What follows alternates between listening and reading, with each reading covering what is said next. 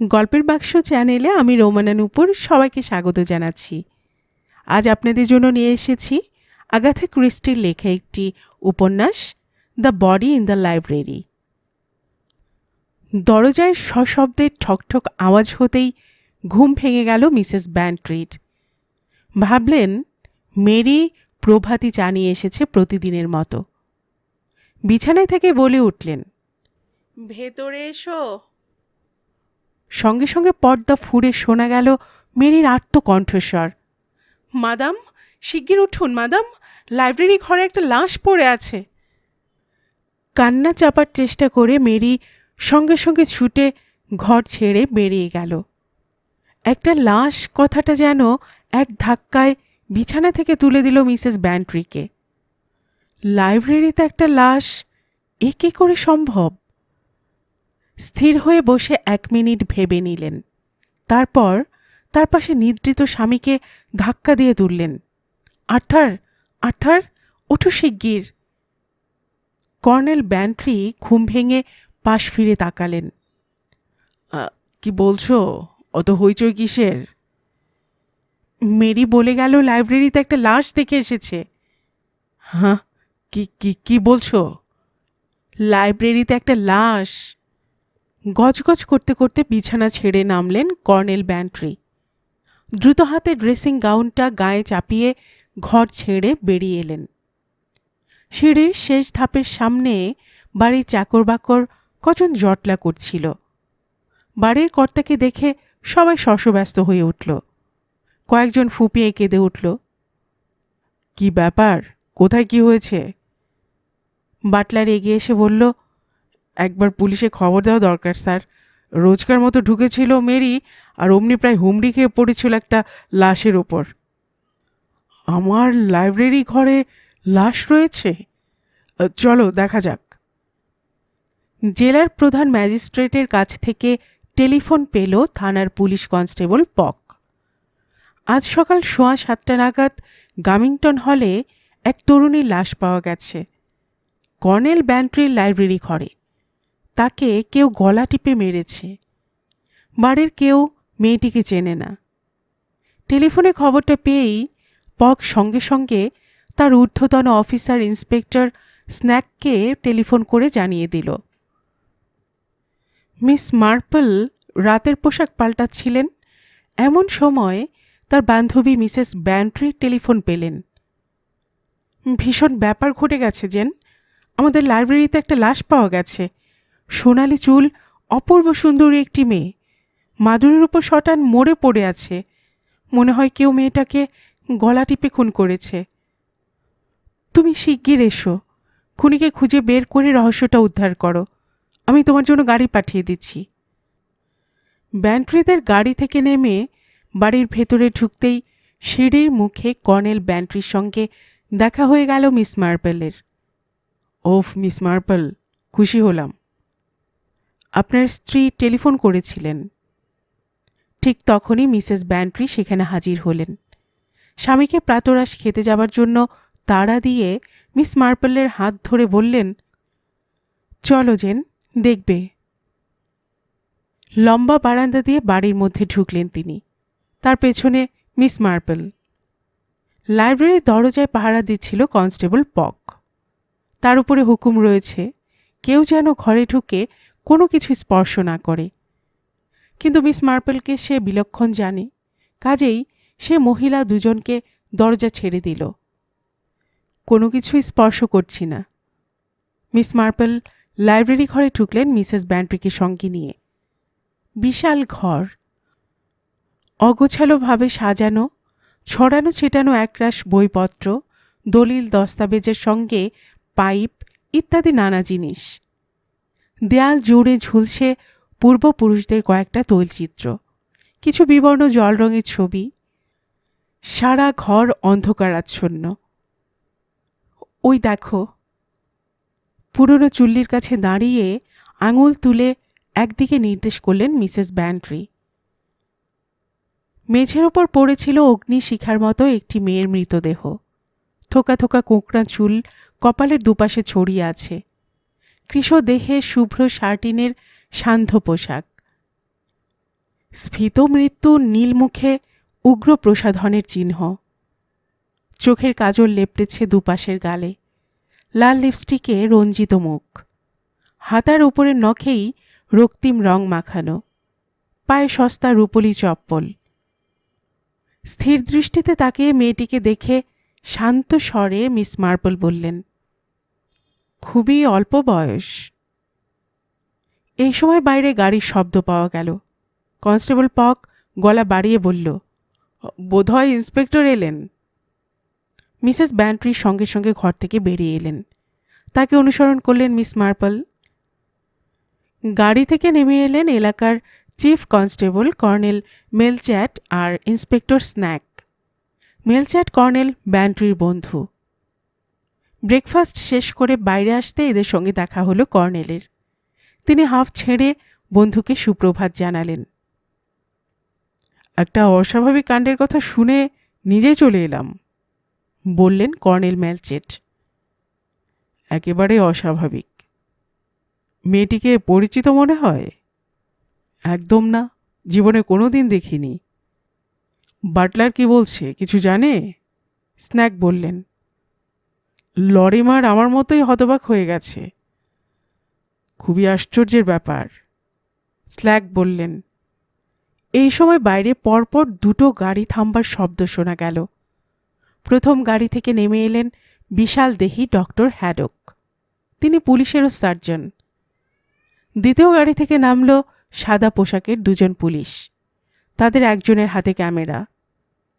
সবাই এসে গেছে, এবার তাহলে লাইব্রেরি ঘরে যাওয়া যাক, বললেন কর্নেল মেলচ্যাট।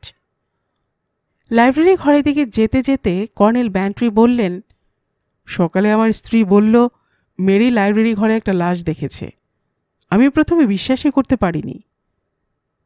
আশা করি তোমার স্ত্রী তেমন দুশ্চিন্তায় পড়েননি। না, সুন্দর সামলে নিয়েছেন। আমাদের গ্রামের সেই মহিলা মিস মার্পল রয়েছেন ওর সঙ্গে। Miss Marple? ভুরু কুচকে উঠল কর্নেল মেলচ্যাটের। তাকে আবার ডেকে পাঠিয়েছেন নাকি তোমার স্ত্রী? মহিলা তো এই এলাকার স্থানীয় গোয়েন্দা বলা চলে। একবার আমাদের খুব টেক্কা দিয়েছিলেন। কথা বলতে বলতে তারা লাইব্রেরি ঘরের সামনে উপস্থিত হলেন। ইতিমধ্যে ডাইনিং রুমে বসে মিসেস ব্যান্ট্রি আর মিস মার্পল প্রাতরাশ সেরে নিয়েছেন। মিসেস ব্যান্ট্রি বন্ধুকে বললেন, দেখে শুনে কি মনে হচ্ছে তোমার? মিস মার্পল এলাকায় বিশেষ পরিচিতা। ঘটনার জট খোলা এবং কার্যকারণ খুঁজে বের করার অসাধারণ ক্ষমতা রয়েছে তার। একথায় এলাকার সকলেই বিশ্বাস করে। ওই অল্প বয়সী মেয়েটার এখানে আসার কথাই আমি ভাবছি। সেন্ট মেরিমিন্ট এমন কোনো বেড়াবার জায়গা নয় যে লন্ডন থেকে কেউ এখানে আসবে। বেসিল ব্লেকের কথাটা মনে পড়ে যাচ্ছে, তার ওখানে মাঝে মাঝে পার্টি হয়। মেয়েটার পোশাকও কোনো নাচের আসরে যাওয়ার মতো। কিন্তু বেসিল ব্লেক, আমি তো তার মাকে চিনি, সেলিনা ব্লেক, আমরা একসঙ্গে স্কুলে পড়েছি। বেসিল ব্লেকের পার্টিতে লন্ডন থেকে অনেকে আসে। বৃদ্ধা মিসেস বেরির কাছে শুনেছি যে সপ্তাহের শেষে মাঝে মাঝেই এক সোনালি চুল তরুণী তার ওখানে এসে থাকে। তুমি কি তাহলে মেয়েটাকে সেরকম কেউ ভাবছ? মেয়েটিকে অবশ্য সেরকমভাবে খুঁটিয়ে দেখিনি। একবার মাত্র কটেজের বাগানে দেখেছিলাম, একফালি জাঙ্গিয়া আর কাঁচুলি পরে সূর্য স্নান করছিল। তুমি যেরকম ভাবছ তা হতেও পারে। কর্নেল ব্যান্ট্রি আর কর্নেল মেলচ্যাট দুই বন্ধু ওই সময় আলোচনা করছিলেন। কর্নেল মেলচ্যাট সতর্ক দৃষ্টি চারপাশে বুলিয়ে নিয়ে বললেন, তুমি তাহলে বলছো মেয়েটাকে একদম চেনো না?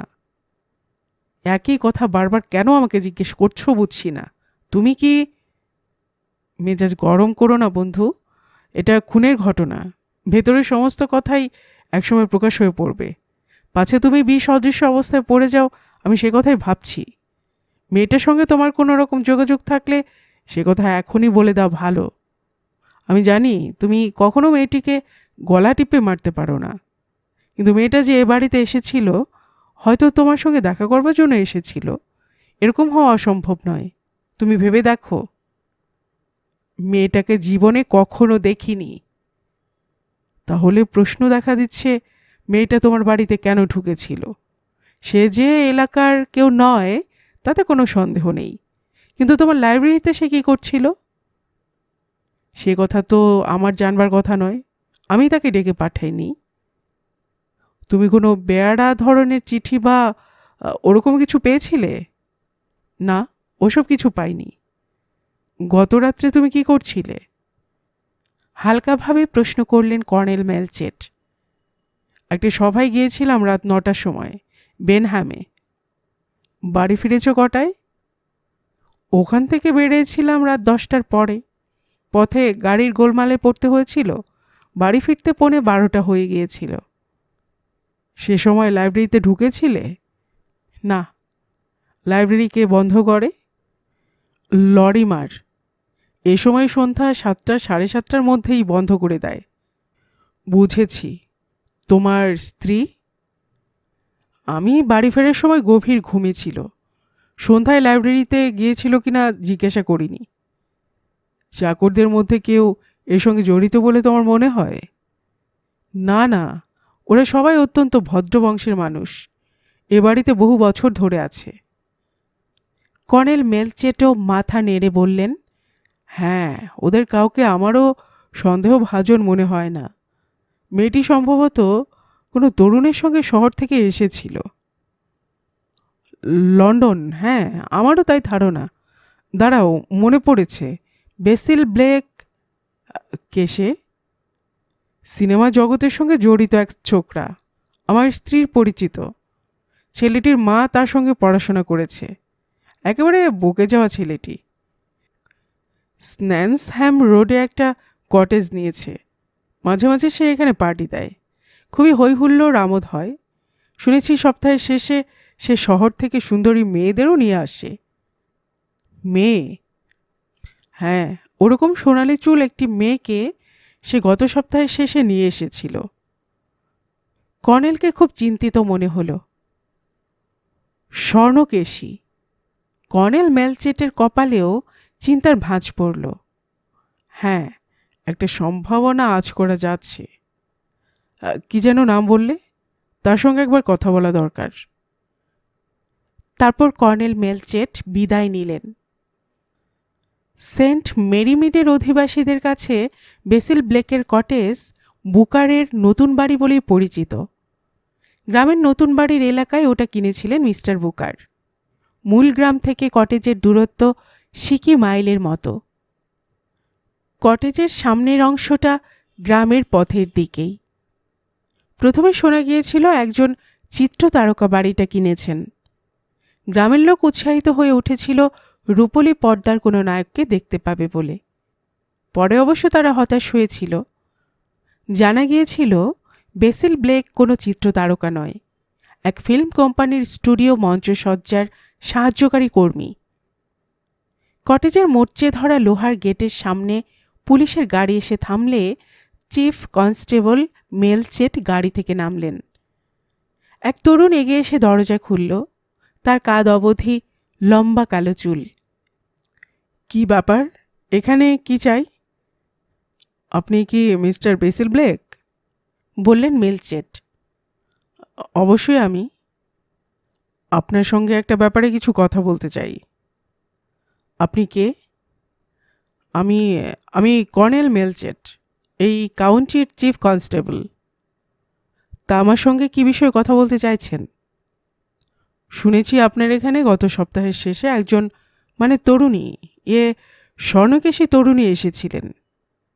ও, আমার নৈতিক চরিত্র নিয়ে গ্রামের বুড়িগুলো বুঝি চিন্তায় পড়ে গেছে। কিন্তু তাকে বাধা দিয়ে কর্নেল মেলচেট বলে উঠলেন, আপনি কে? আমি আমি কর্নেল মেলচেট, এই কাউন্টির চিফ কনস্টেবল। তা আমার সঙ্গে কি বিষয়ে কথা বলতে চাইছেন?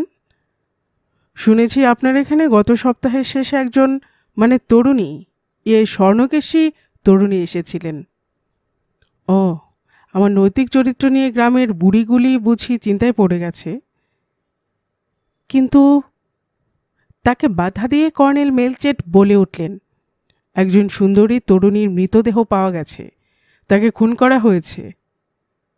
তাজ্জব ব্যাপার। কোথায়? গ্যামিংটন হলের লাইব্রেরিতে। গ্যামিংটনে? সেই বুড়ো ব্যান্ট্রির বাড়িতে? কর্নেল মেলচেট ব্লেকের চাচা ছোলা কথাবার্তায় ক্রমশই মেজাজ হারিয়ে ফেলছিলেন।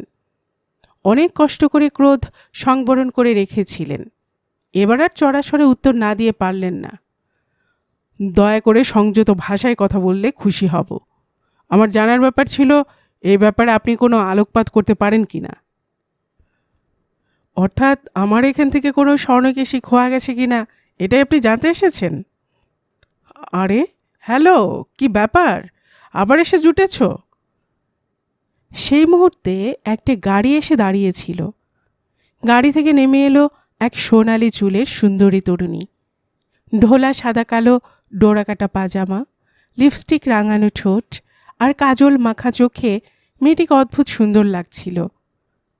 ক্রুদ্ধ ভঙ্গিতে কটেজে দরজা ঠেলে সে চিৎকার করে বলল, তুমি আমাকে ফেলে পালিয়ে এলে কেন? বেশ তো এই স্পেনীয় মেয়েটার সঙ্গে ফুর্তি লুটছিলে। তুমিও তো ওই নোংরা রোজেনবার্গের সঙ্গে ছিলে। ও, তুমি হিংসায় জ্বলে পুড়ে মরছিলে, কিন্তু তুমি বলেছিলে পার্টি থেকে দুজনে এখানে চলে আসব। সেই কারণেই তোমাকে বলে এসেছিলাম। একেবারে দেখছি বিনয়ী ভদ্রলোক। প্রায় খেকে উঠল মেয়েটি।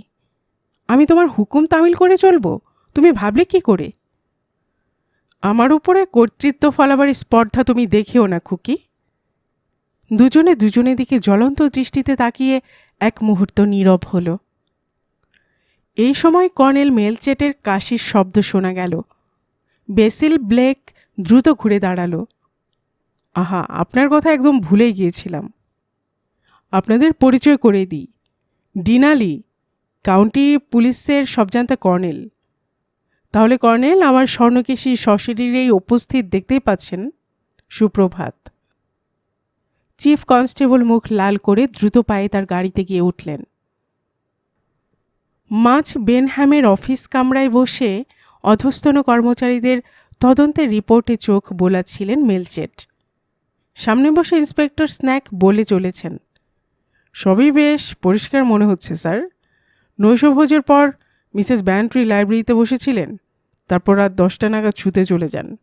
চাকর বাকররা রাত 10:30টার মধ্যে শুতে যায়। রাতের কাজকর্ম শেষ করে লরিমার শুতে যায় 11:15টায়। রিপোর্ট দেখতে দেখতে কর্নেল মেলচেট বললেন, চাকর বাকরদের কেউ কিছু জানে মনে হয় না। এই সময় দরজা খুলে ঘরে ঢুকলেন ডাক্তার হেডক। ময়নাতদন্তের বিষয়টা জানিয়ে যেতে এলাম। হ্যাঁ হ্যাঁ, ধন্যবাদ, এটারই দরকার এখন, বললেন কর্নেল মেলচেট। বলার মতো বেশি কিছু নেই। শ্বাসরোধের ফলেই মৃত্যু ঘটেছে। মেয়েটির পোশাকের কোমর বন্ধ, গলায় ফাঁস লাগিয়ে পেছনে টেনে এনে হত্যা করা হয়েছে। ধস্তাধস্তের কোনো প্রমাণ পাওয়া যায়নি। মৃত্যুর সময়টা কখন মনে হয়? সেভাবে বলতে গেলে বলতে হয় রাত 10টার আগে না, আর মধ্যরাত্রির পরে নয়। আর গুরুত্বপূর্ণ কিছু? না, তেমন কিছু নেই। মেয়েটির কুমারিত্ব অটুট ছিল, বয়স 18-র মধ্যে, চমৎকার স্বাস্থ্য।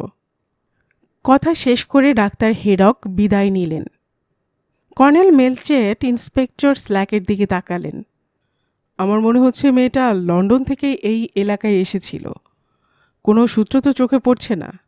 স্কটল্যান্ড ইয়ার্ডকে জানানোই ভালো মনে হচ্ছে। শহর থেকে এলেও, স্ল্যাক বললেন, মেয়েটির আসার উদ্দেশ্য কর্নেল আর মিসেস ব্যান্ট্রি কিছু জানেন বলে আমার মনে হয়। অবশ্য আমি জানি তারা আপনার বন্ধু।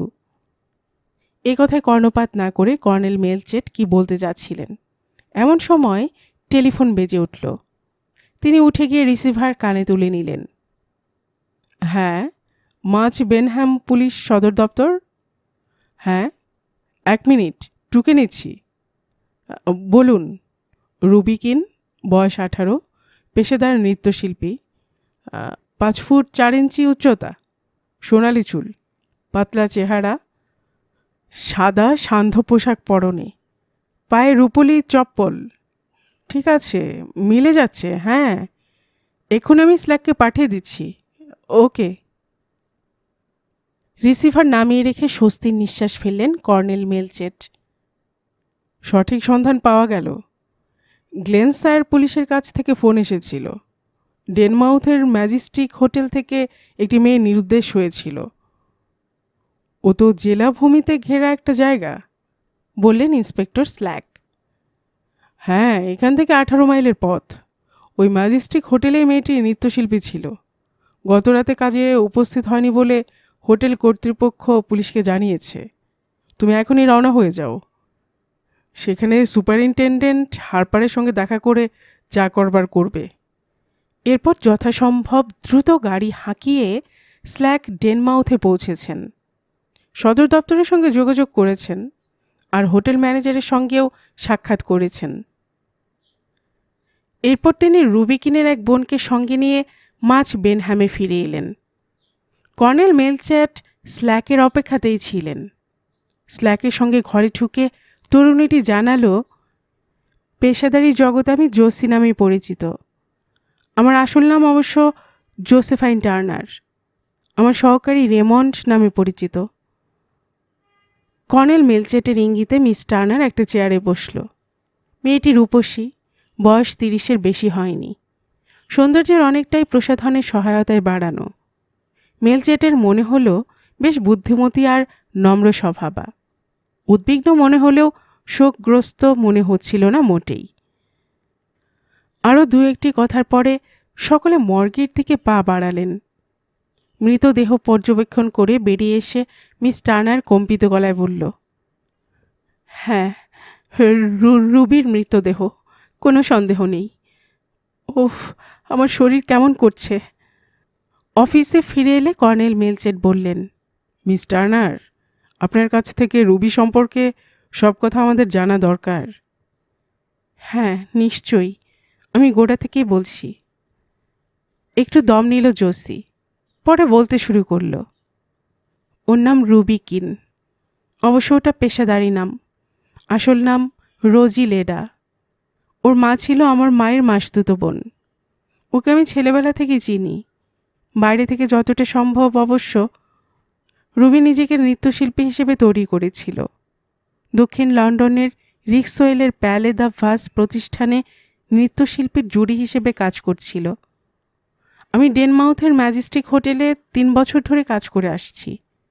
গত গ্রীষ্মকালে একটা দুর্ঘটনায় আমার পায়ের গোড়ালি মচকে যায়। ফলে হোটেলে নাচ বন্ধ রাখতে বাধ্য হই। আমার বদলে রুবিকে নিয়ে আসার জন্য আমি ম্যানেজারকে বলি। তখন টেলিগ্রাম করে তাকে নিয়ে আসা হয়। এই ঘটনা কতদিন আগেকার? জিজ্ঞেস করলেন কর্নেল মেলচ্যাট। তা 1 মাস হলো রুবি জয়েন করেছে। ওর সবই ভালো ছিল, দেখতেও সুন্দরী, কিন্তু তেমন মিশুকে ছিল না, আর কেমন বোকাশোকা ধরনের। অল্প বয়সীদের চাইতে বয়স্কদের সঙ্গেই ভালো মানিয়ে নিতে পারত। ওর বিশেষ কোনো বন্ধু ছিল? জানতে চাইলেন মেলচ্যাট। তা বলতে পারবো না, আমাকে বলেনি কখনো। আপনার মাসতুতো বোনকে শেষ কখন দেখেছিলেন?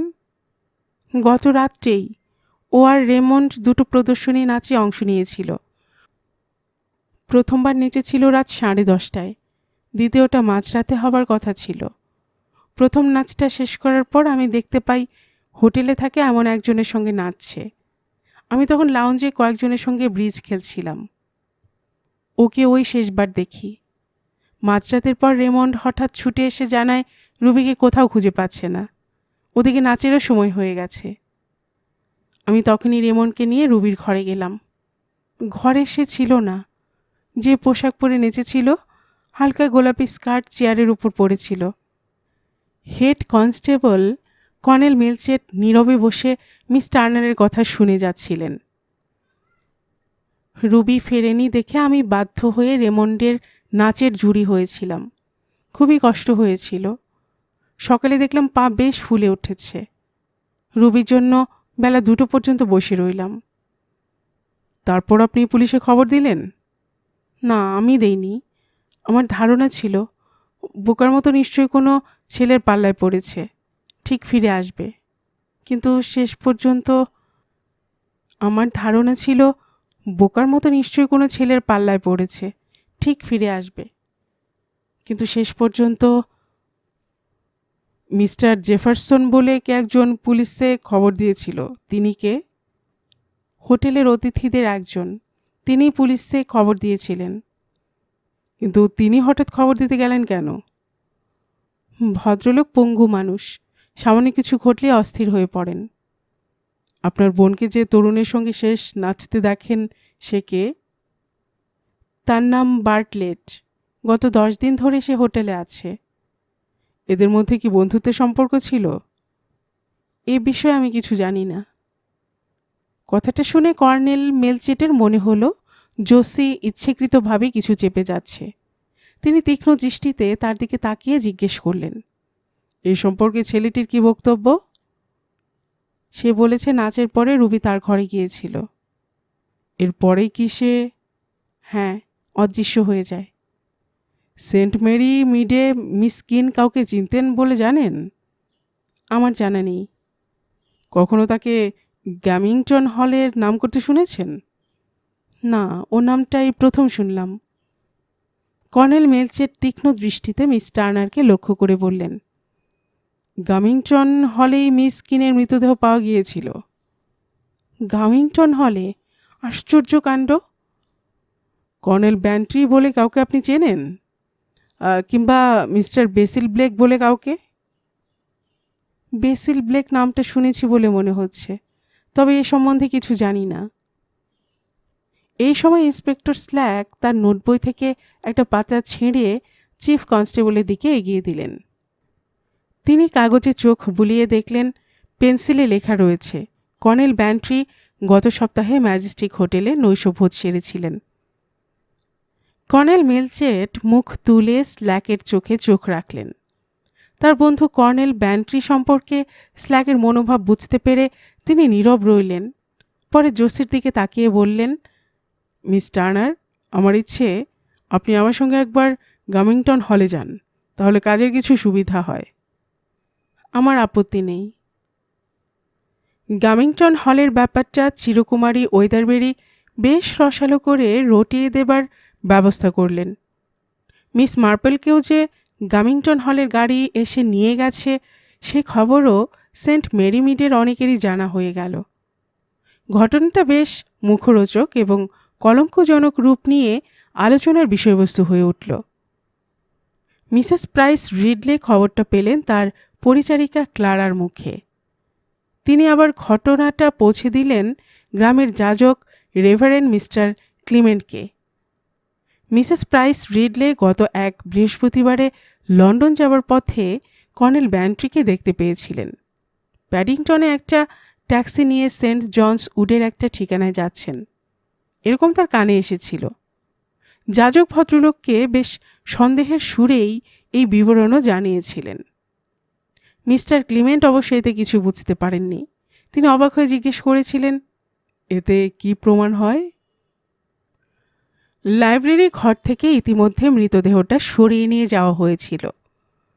পুলিশের লোক যারা আঙুলের ছাপ আর ছবি নিতে এসেছিল তারাও চলে গিয়েছিল। মিসেস ব্যান্ট্রি আর মিস মার্পল বসার ঘরে এসে বসেছিলেন। জানো জেন, আমার মনে হচ্ছে কিছু একটা ঘটতে পারে। ভালো লাগছে না। তুমি বসো। কর্নেল মেলচেট ফোন করে জানিয়েছেন যে যে মেয়েটি মারা গেছে তার এক মাসতুতো বোনকে নিয়ে আসছেন এখানে। তুমি কিছু বুঝতে পারছো? মেয়েটাকে এখানে কেন আনা হচ্ছে বুঝতে পারছি না, বললেন মিস মার্পল। তবে এমন হতে পারে কর্নেল মেলচেটের ইচ্ছে কর্নেল ব্যান্ট্রিকে মেয়েটা একবার দেখুক। ওকে চিনতে পারে কিনা সেজন্য, বললেন মিসেস ব্যান্ট্রি। ওরা কি আর্থারকে সন্দেহ করছে? আমারও সেরকম ধারণা। আর্থার এই ঘটনায় জড়িত? আশ্চর্য। এ নিয়ে চিন্তা করো না ডলি। আর্থারও বেশ ভেঙে পড়েছে। এই সময় বাইরে গাড়ির শব্দ শোনা গেল। একটু পরেই কর্নেল মেলচেট সেই মেয়েটিকে নিয়ে ঘরে ঢুকলেন। ইনি হলেন মিস টার্নার, মিসেস ব্যান্ট্রি, নিহত মেয়েটির মাসতুতো বোন। মিসেস ব্যান্ট্রি তার সঙ্গে করমর্দন করে মিস মার্পেলকে তার সঙ্গে পরিচয় করিয়ে দিলেন। তারপর তাকে নিয়ে লাইব্রেরি ঘরে এলেন। কর্নেল মেলচেট আর মিস মার্পেল তাকে অনুসরণ করলেন। ও ওখানে পড়েছিল। কার্পেটটা দেখিয়ে বললেন মিস ব্যান্ট্রি। ওফ, বড় অদ্ভুত লাগছে এমন একটা জায়গায়। ব্যাপারটা নিয়ে মিস মার্পল নিশ্চয়ই কিছু ভেবেছেন, বললেন কর্নেল মেলচেট। মিস মার্পল কথাটা শুনেও না শোনার ভান করে রইলেন। পরক্ষণে সকলে ঘর ছেড়ে বেরিয়ে এলেন। ঠিক সেই মুহূর্তে তাদের সঙ্গে মিলিত হলেন কর্নেল ব্যান্ট্রি। কর্নেল মেলচেট তাকে অভ্যর্থনা জানালেন। পরে তাকে মিস টার্নারের পরিচয় জানালেন। তিনি লক্ষ্য করলেন দুজনের কারো মুখেই পরস্পরকে চিনতে পারার কোনো ভাব জাগল না। তিনি স্বস্তির নিঃশ্বাস ফেললেন। মিস টার্নারের মুখে রুবিকিনের অদৃশ্য হওয়ার ঘটনা শুনলেন। মিস মার্পল তাকে জিজ্ঞেস করলেন, তারপরে আপনি পুলিশে খবর দিলেন? ওফ না, খবরটা দিয়েছিলেন মিস্টার জেফারসন। তিনি হোটেলের বাসিন্দা। মানুষটা পঙ্গু। Mister Jefferson? মিসেস ব্যান্টি বললেন। কনওয়ে জেফারসন কি? হ্যাঁ, তিনি তো আমাদের বহুকালের পুরনো বন্ধু। তিনি ম্যাজেস্টিক হোটেলে আছেন। আর্থার, এ তো দেখছি রীতিমতো এক সমাপতন। এরপর মিস টার্নারের দিকে তাকিয়ে বললেন, তিনি আজকাল কেমন আছেন? তার পরিবারের আর সকলেও কি সেখানেই আছেন? হ্যাঁ, মিস্টার গ্যাসকেন, ছোট মিসেস জেফারসন আর পিটার, ওরা সবাই রয়েছেন। মিস মার্পল লক্ষ্য করলেন মিস্টার জেফারসন সম্পর্কে মেয়েটি যখন কথা বলছিল তার গলায় কিছুটা যেন কৃত্রিমতা রয়েছে। আরও দু চারটি কথা বলার পর কর্নেল মেলচেট বিদায় নিলেন। লক্ষ্য করেছ ডলি, জেফারসনদের কথা উঠতেই মেয়েটি কেমন অস্বাভাবিক হয়ে উঠেছিল? বললেন মিস মার্পল। ব্যাপারটা কি হতে পারে জেন? মেয়েটি বোনের জন্য দুঃখ পেয়েছে বলে কিন্তু মনে হলো না আমার। হ্যাঁ, রুবিকিনের কথা বলতে গিয়ে কেমন রেগে উঠছিল, আমারও নজরে পড়েছে। কারণটা কি হতে পারে সেটাই আগ্রহের বিষয়। এক মুহূর্ত কি ভাবলেন মিসেস ব্যান্ট্রি, পরে বললেন, ব্যাপারটা জানতে হবে। আমরা আজ ডেনমাউথে খাবো আর ম্যাজেস্টিক হোটেলে থাকবো। তুমিও থাকবে আমাদের সঙ্গে। জেফারসনের সঙ্গে তোমার পরিচয় করিয়ে দেব। দেখবে খুবই ভালো মানুষ। মানুষটা বড় দুঃখী। এক ছেলে আর এক মেয়ে ছিল তার, দুজনেই বিবাহিত। একবার ফ্রান্স থেকে ফেরার পথে দুর্ঘটনায় ওরা সকলেই মারা যায়, মিসেস জেফারসন, রোজামন্ড আর ফ্র্যাঙ্ক। কনওয়ের পা দুটো কেটে বাদ দিতে হয়েছিল। অসাধারণ মনের জোরে নিজেকে সামলে রেখেছেন। পুত্রবধূটি এখন ওর সঙ্গেই থাকে। ফ্র্যাঙ্ক জেফারসনের সঙ্গে বিয়ের আগে ও ছিল বিধবা। প্রথম পক্ষের এক ছেলে আছে তার, পিটার কারমোডি। ওরা দুজন ছাড়া সর ক্যাম্পকেল, রোজামন্ডের স্বামীও থাকে কনওয়ের সঙ্গে। ওদের কথা ভাবতে গেলে বুক ফেটে যায়। তার উপর ঘটল আর একটি দুঃখজনক ঘটনা, বললেন মিস মার্পল। এই ঘটনার সঙ্গে কি সম্পর্ক? নেই বলছো? মিস্টার জেফারসনই তো পুলিশে খবরটা দিয়েছিলেন। গ্রেনশায়ার পুলিশের সুপারিনটেন্ডেন্ট হারপার আর ইন্সপেক্টর ক্ল্যাককে নিয়ে কর্নেল মেলচেট কথা বলছিলেন হোটেলের ম্যানেজার মিস্টার প্রেসকটের সঙ্গে। কর্নেলের প্রশ্নের উত্তরে মিস্টার প্রেসকট বললেন, মেয়েটি সম্পর্কে আমি কিছুই জানি না। তাকে এনেছিল জোসি। জোসি এখানে কতদিন আছে? বছর তিনেক। মেয়েটিকে আপনি পছন্দ করেন? হ্যাঁ, ও খুব কাজের মেয়ে। আমাদের পক্ষে সব দিক থেকে উপযুক্ত। ব্যবহারও বেশ মনোরম। ওর উপর যথেষ্ট নির্ভর করি আমি। গোড়ালিতে চোট পাওয়ার পরেই কি সে তার মাসতুতো বোনটিকে আনার প্রস্তাব দিয়েছিল? হ্যাঁ, আমি মেয়েটির বিষয়ে কিছুই জানতাম না। জোসি তাকে নিজের খরচে নিয়ে এসেছিল। মাইনের ব্যাপারটা ওরা নিজেদের মধ্যে ঠিক করে নিয়েছিল। এরপর রুবিকিনের সম্পর্কে জানতে গিয়ে হোটেল ম্যানেজার জানালেন মিস্টার জেফারসন তাকে খুবই পছন্দ করতেন। মাঝে মাঝে গাড়ি করে বেড়াতেও নিয়ে যেতেন। তিনি পঙ্গু মানুষ, হুইল চেয়ারে চলাফেরা করেন। অল্প বয়সী মেয়েদের তিনি খুবই স্নেহ করেন। তাদের জন্য মাঝে মধ্যে এখানে পার্টি দিয়ে থাকেন। পুলিশে ফোনটা তো তিনিই করেছিলেন, জানতে চাইলেন সুপারিনটেন্ডেন্ট হারপার। হ্যাঁ, আমার ঘরে বসেই ফোন করেছিলেন। এরপর মিস্টার জেফারসনের সঙ্গে কথা বলার জন্য আগ্রহী হয়ে উঠলেন কর্নেল মেলচেট। মিস্টার প্রেসকট তাদের নিয়ে মিস্টার জেফারসনের সুইটে উপস্থিত হলেন। মিসেস এডিলেড জেফারসন জানালেন তার শ্বশুর প্রচণ্ড মানসিক আঘাত পেয়েছেন। ডাক্তার তাকে ঘুমের ওষুধ দিয়েছেন। ঘুম থেকে উঠলেই তার সঙ্গে কথা বলা ভালো। সুপারিনটেন্ডেন্ট হার্পার কর্নেল মেলচেটকে বললেন, তাহলে ততক্ষণে তরুণ জর্জ বার্টলেটের সঙ্গে সাক্ষাৎ করে আসা যাক। কর্নেল মেলচেট তার এই প্রস্তাবে সায় দিলেন। গল্পের বাক্সবাই রোমানানুপুর চ্যানেলে এতক্ষণ আপনারা শুনছিলেন আগাথা ক্রিস্টির লেখা মিস মার্পেলের গোয়েন্দা কাহিনী the body in the library. আজ শুনলেন উপন্যাসটির প্রথম পর্ব। আর গল্প পাঠে এতক্ষণ আমি আপনাদের সঙ্গে ছিলাম রোমানা নুপুর।